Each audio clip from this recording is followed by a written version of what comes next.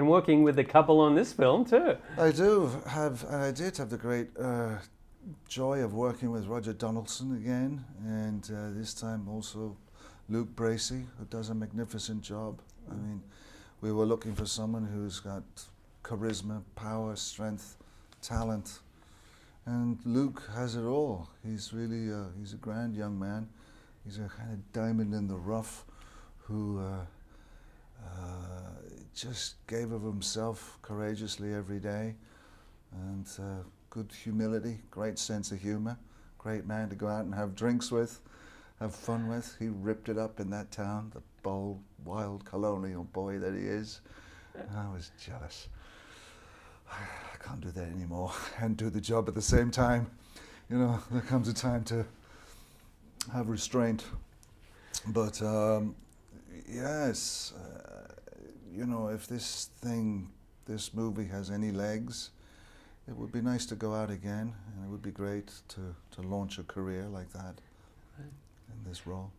Well, clearly you're so associated with this genre. What was it about this film, you're executive producer as well, that made it different enough or special enough for you to become involved? It was the writing, the complexity of the character, written by Bill Granger, who wrote 13 books that were very much loved by people who love this genre of storytelling. And there's a man in there who's palpable, who is dyed-in-the-wool CIA operative, sassy and cool, and you know, a cultured badass, all wrapped up into one. And you know, there's a workman-like attitude of his days and the way he acquits himself. There's a reluctance to him being out there on the streets too, because he's been somewhat maligned and mangled by his superiors, which gives it a nice bite. And when you have that grit in your heart as an actor, as the character, it's really good. There was, you know, when my days were done as Bond and the curtain dropped, and I wasn't looking, it just left a certain void and a certain kind of just a bite to the kind of to the heart, and it left it was unfinished business, kind of somewhat. So when Beau Marie and I talked about action movies, and then found these Bill Granger books, it just gave us the template for this wonderful character and movie. Right.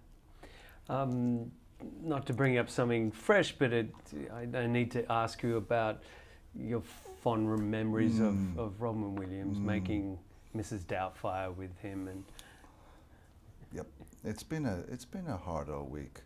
It's been a heavy old week for everyone who loved Robin Williams and loved the movies that he made and the joy that he brought to our days. And that Robin had to endure such pain and suffering in his final time on Earth. However, life rolls on petty pace, and there's these magnificent films that will be passed on from generations and celebrated, and he will endure in that space and time. For me, Mrs. Doubtfire was just a glorious job to get. I needed the job at the time, had to pay the mortgage, and then came this beautiful job working with him and Sally Fields, and Chris Columbus.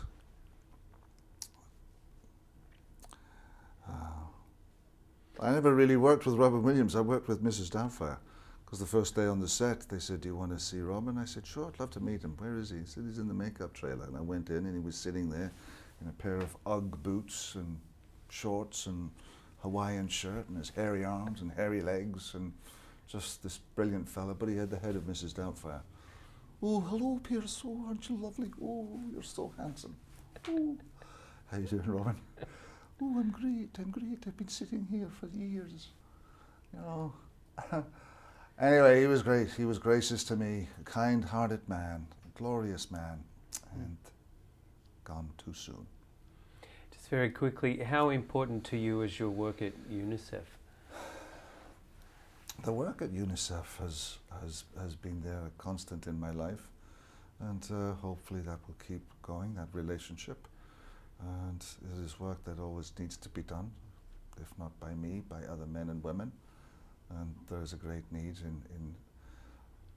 in life now, more than ever, for the hardship of people and children in war-torn countries. There seems to be so much agitation and deep frustration within our societies, and this tiny earth is so fragile, so tenuous at times, that we just really have to pull our socks out and let our leaders know that there needs to be harmony, there needs to be peace. Please respect each other's faith, respect each other's humanity. So that work will always be necessary.